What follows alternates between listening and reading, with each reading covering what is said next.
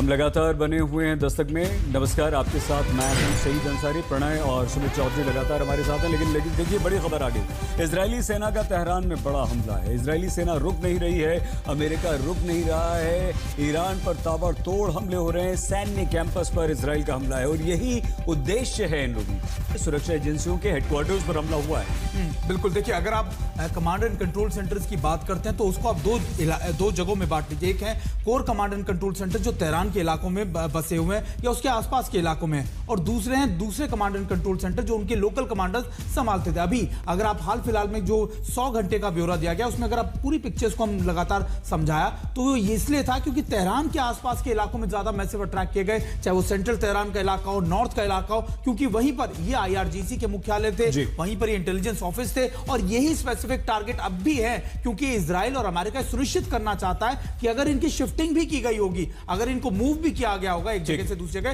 तो उनको भी टारगेट का निशाना बनाया जा सके। बिल्कुल। प्रणय, पहले दिन जो हमला हुआ अमेरिका इजराइल की तरफ से 2000 ठिकानों पर एक साथ हमला हुआ, ये अमेरिका का ऑफिशियल स्टेटमेंट है। और उसके बाद 5वां दिन है, लगातार मार रहे हैं। लगता है कि कुछ बचा होगा। I'm so sorry, मतलब नहीं, काफ़ी चीज़ें बची होंगी। और अमेरिका, ये बिल्कुल लाजमी सवाल है कि जब आप कह रहे हैं कि सब कुछ खत्म हो गया तो फिर ये बमबारी क्यों हो रही है। देखिए, ईरान ने बहुत सारी तैयारियां इस लड़ाई को लेकर की थी। बहुत सारे स्टॉक पाइल्स उन्होंने इस हिसाब से रखे थे कि अगर पहले राउंड में, सेकेंड राउंड में अगर नॉकआउट हो जाते हैं या उन्हें ध्वस्त कर दिया जाता है तो कहाँ रह सकते हैं। देखिए, अभी भी ईरान की व्यवस्था को यदि आप देखें सईद, तो उसमें केवल बमबारी से सत्ता परिवर्तन या किसी को हटाना इतना आसान नहीं होता है। आप कुछ ठिकानों पर बमबारी कर सकते हैं, लेकिन अगर वहां लोग नहीं हैं तो वो केवल एक इमारत है। लोग चलाते हैं सत्ता और उन लोगों को भी हंट डाउन किया जा रहा है। अगर आप पहले दिन देखें तो 40 जो टॉप कमांडर्स हैं उनको मारा गया, इंक्लूडिंग अयातुल्लाह अली खमनेई जो कि सुप्रीम लीडर हैं। उसके बाद फिर भी व्यवस्था चरमराई नहीं, व्यवस्था गिरी नहीं, लोग निकल रहे हैं, बाकी कामकाज चल रहा है। तो उस जगह तक वो पूरा स्ट्रक्चर, जब तक वो पिरामिड ध्वस्त नहीं करेंगे तब तक ये बमबारी जारी रहेगी, ऐसा ये दोनों ही कह चुके हैं। लेकिन ये एक सवाल और है, अच्छा आपने उठा दिया प्रणय। सुमित और प्रणय, हम आप दोनों से समझना चाहेंगे आगे कि भाई जब 40 टॉप कमांडर्स को पहले ही अटैक में आपने मार गिराया, तो फिर ये इतने स्ट्रेटेजिक और इतने ढंग से, सलीके से ये हमले ईरान कर कैसे रहा है, इस पर हम आएंगे। लेकिन एक ऑप्शन, एक विकल्प ईरान के पास अभी है जो न सिर्फ अमेरिका और इजराइल को डरा रहा है बल्कि दुनिया को डरा रहा है। आपको बताएं कि कैसे अमेरिका, इजराइल और ईरान युद्ध के बीच एक खबर ने पूरी दुनिया में हलचल मचा दी। जी हां, जिस तरह से ईरान मिडिल ईस्ट में अमेरिकी सैन्य ठिकानों को लगातार निशाना बना रहा है, अमेरिका ईरान की बैलिस्टिक मिसाइल्स और ड्रोन्स को इंटरसेप्ट करने में हाफ रहा है। इस बीच खबर यह भी आ गई है कि ईरान डर्टी बॉम्ब बना सकता है। जी हां, ईरान के पास जो मौजूदा संवर्धित यूरेनियम है उसका इस्तेमाल डर्टी बॉम्ब बनाने में हो सकता है। और अगर ऐसा होता है तो ये युद्ध एटमी वॉर में बदल जाएगा। दिखाएं हम आपको कैसे। ईरान लगातार मिडिल ईस्ट में अमेरिकी सैन्य ठिकानों पर मिसाइल और ड्रोन से अटैक कर रहा है और अब खबर यह भी आ रही है कि ईरान डर्टी बम भी बना सकता है। लेकिन सवाल यह है कि क्या ईरान अमेरिकी हमलों से अपने परमाणु ठिकानों और संवर्धित यूरेनियम को बचाने में कामयाब रहा है। आपको बता दें कि अमेरिका दावा कर रहा है कि ऑपरेशन एपिक फ्यूरी के तहत ईरान पर हमले के लिए B-2 बॉम्बर्स का इस्तेमाल किया है। इन अमेरिकी बॉम्बर्स ने ईरान पर दर्जनों 2000 पाउंड के बम गिराए हैं। इन हमलों का मुख्य लक्ष्य ईरान के मिसाइल भंडार रहे हैं। इसकी पुष्टि एक अमेरिकी डिफेंस अधिकारी ने फॉक्स न्यूज से की है। उन्होंने बताया कि 4 B-2 स्पिरिट स्टील्थ बॉम्बर्स ने अमेरिका से राउंड ट्रिप उड़ान भरी और ईरान में अंडरग्राउंड बैलिस्टिक मिसाइल साइट्स पर दर्जनों 2000 पाउंड के बम गिराए। अमेरिका की तरफ से दावा यह भी किया गया है कि GBU-31 बम के साथ 4 B-2 बॉम्बर्स के हमलों में ईरान की कम गहरी हार्डेंड साइट्स पर तैनात बैलिस्टिक मिसाइल इंफ्रास्ट्रक्चर नष्ट हो गए हैं, जबकि अमेरिका और इजराइल ने पहले ही उसके परमाणु हथियार बनाने का रास्ता बंद कर दिया है। Today, the United States military continues to carry out large-scale combat operations in Iran to eliminate the grave threats posed to America by this terrible terrorist regime. Following our obliteration of Iran's nuclear program in Operation Midnight Hammer a short while ago, we warned Iran not to make any attempt to rebuild at a different location because they were unable to use the ones that we so powerfully blew up. But they ignored those warnings and refused to cease their pursuit of nuclear weapons.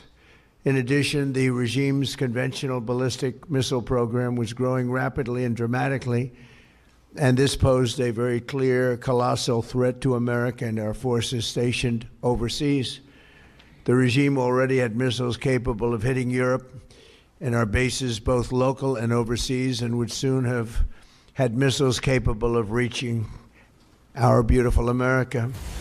एक तरफ America और Israel दोनों Iran की परमाणु ठिकानों को बर्बाद करने का दावा कर रहे हैं, लेकिन दावा ईरान का भी है, और वो ये कि उसके पास 440 किलोग्राम अत्यधिक संवर्धित यूरेनियम है, जो लगभग 60% तक संवर्धित है, जबकि परमाणु हथियार बनाने के लिए यूरेनियम को लगभग 90% तक संवर्धित करना पड़ता है। ऐसे में सवाल उठता है कि क्या ईरान इस मौजूदा सामग्री से डर्टी बम बना सकता है? ऐसे में बड़ा खतरा पैदा हो गया है कि जंग में अमेरिकी और इजरायली प्रहार का मुकाबला करने में नाकाम होने के बाद ईरान कुछ भी कर सकता है। इसलिए डर्टी बम का खतरा बड़ा हो गया है।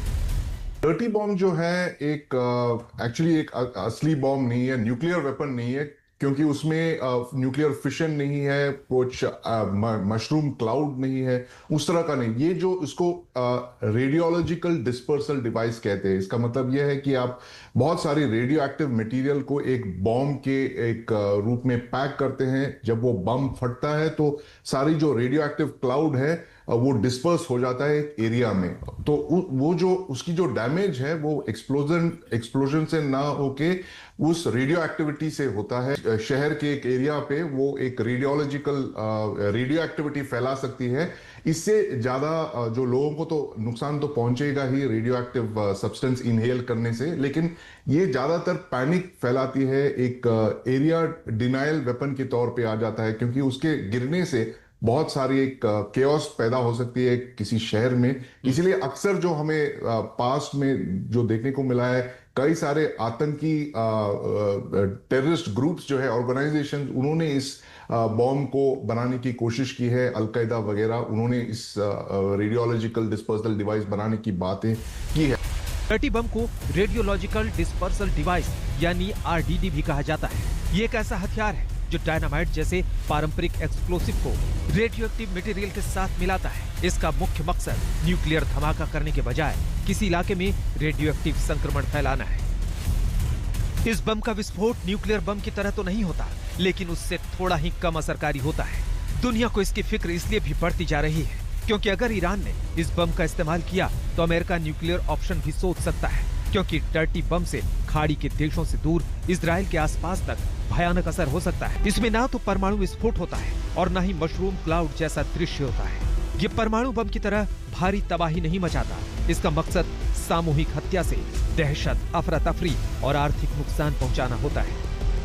इसे एरिया डिनायल वेपन भी कहा जाता है, यानी ऐसा हथियार जो किसी इलाके को लंबे समय तक इस्तेमाल के लायक न रहने दे। अब तक किसी भी देश या गैर राज्य संगठन ने युद्ध में डर्टी बम का इस्तेमाल नहीं किया है। यह अवधारणा लंबे समय से मौजूद है, लेकिन अब तक इसका उपयोग नहीं हुआ। किसी भी देश के लिए ऐसा जोखिम उठाना बेहद कड़ा और खतरनाक फैसला होगा। आज तक ब्यूरो। हमारी इस रिपोर्ट में हमने बहुत अच्छी तरह से आपको बताया कि डर्टी बॉम्ब आखिर होता क्या है, और यूरेनियम का भंडार तो है ही 400 किलो से ज़्यादा, ये आप बहुत अच्छी तरह से जानते हैं। प्रणय, पॉसिबल लगता है कि ईरान ऐसा करेगा? देखिए, करेगा ये तो एक सवाल ऐसा है, क्योंकि इसका जवाब तभी मिल पाएगा क्योंकि जब वो ऐसा कर ले। लेकिन अगर आप देखें कि राफेल ग्रोसी जो कि IAEA के DG हैं, उनका एक बयान कुछ घंटे पहले आया जिसमें उन्होंने कहा कि ईरान के पास किसी परमाणु हथियार के सबूत IAEA को, अंतर्राष्ट्रीय जो परमाणु ऊर्जा एजेंसी है, उसको नहीं मिले हैं। लेकिन ईरान ने अपनी परमाणु क्षमता के अंदर कई जगहें ऐसी हैं जहां हमें इंस्पेक्शन की इजाजत नहीं दी, जो कि सवाल खड़े करती है। अब उन सवालों के जवाब भी मिल सकते हैं, लेकिन ईरान ने, जैसे प्रकृति में होता है सही, हर जीव के पास में एक अंतिम हथियार जैसी चीज होती है। हो सकता है कि ईरान ने अपने अंतिम अस्त्र के रूप में कोई चीज बचा रखी हो, लेकिन फिर भी जो अभी अमेरिका और इजराइल कर रहे हैं वो लॉन्च कैपेसिटीज को सबसे ज्यादा टारगेट कर रहे हैं, चाहे मिसाइल हो चाहे ड्रोन्स हो, क्योंकि आप डर्टी बॉम्ब को भी लॉन्च करने के लिए लॉन्चर्स की जरूरत होगी, और अभी फिलहाल टारगेट लॉन्चर्स ज्यादा है। सुमित, आप तो इस्फहान गए थे, है ना? न्यूक्लियर साइट है ना? देखिए, अगर मैं ठीक बोल रहा हूँ तो हम समझना ये चाहते हैं आपसे कि मरता क्या ना करता, अब चारों तरफ से ईरान घिर गया है, बुरी तरह से पिट रहा है। आप देख रहे हैं कि धुआं है, बारूद बरसा के रख दिया है अमेरिका और इजराइल ने।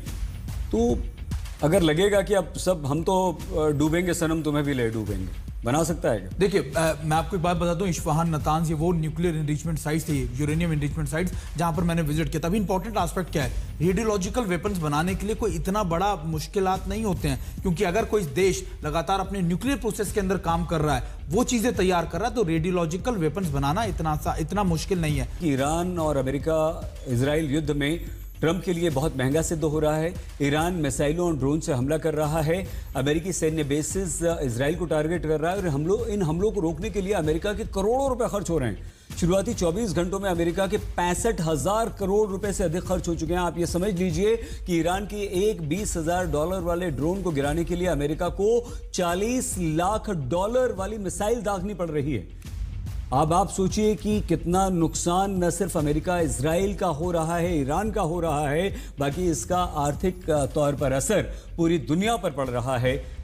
दुनिया भर के शेयर बाजार जो हैं वो गिर रहे हैं, सोना महंगा हो रहा है और इस तरह का असर इस पर पड़ रहा है। ईरान के खिलाफ छिड़े युद्ध में अमेरिका ने अब तक की सबसे खौफनाक चेतावनी दी है। अमेरिका के रक्षा मंत्री पीट हेग्सेथ ने दो टूक कह दिया है कि केवल एक हफ्ते के अंदर ईरान का आसमान अमेरिका और इजराइल के कब्जे में पूरी तरह से होगा। समुद्र से लेकर आसमान तक मचे इस कोहराम में अमेरिकी नौसेना ने ईरान के युद्धपोत को डुबो दिया है, जिसमें 80 लोग मारे गए हैं।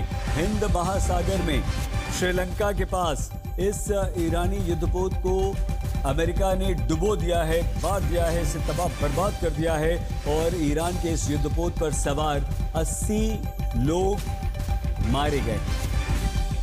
अमेरिका और ईरान के बीच हर दिन युद्ध और भीषण हो रहा है। अमेरिका ने भारत से लौट रहे ईरानी युद्धपोत पर पनडुब्बी से वार करके उसे डुबो दिया।